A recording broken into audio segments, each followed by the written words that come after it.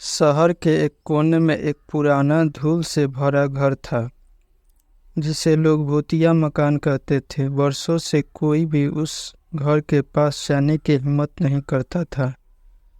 एक रात 3 दोस्त राहुल, सुमित और प्रिया उस घर की सच्चाई जानने के लिए वहां जाने का फैसला करते हैं। जब वे घर के अंदर दाखिल होते हैं तो एक अजीब सी ठंडक महसूस होती है। उस कमरे में धूल और मकड़ियों के जाले थे, पर एक कमरा ऐसा था जो बंद था।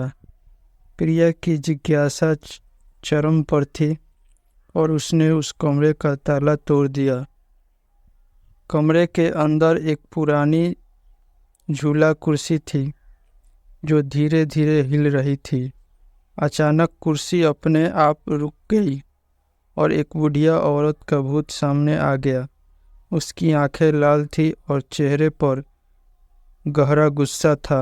उसने तीनों को चेतावनी दी, तुम लोगों ने मेरी शांति भंग कर दी है, अब तुम यहाँ से जीवित नहीं जा सकते।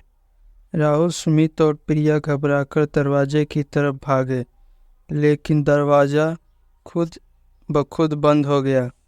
घर की दीवारों से अजीब अजीब आवाज़ें आने लगी। ऐसा लगने लगा पूरे घर में भूतों का फौज हो।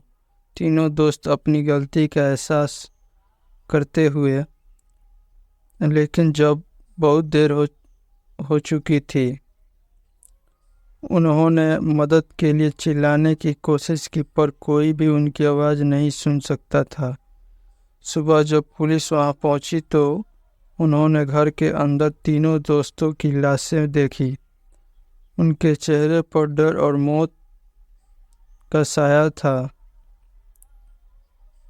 उस दिन के बाद से उस घर के पास जाने की हिम्मत किसी की नहीं की।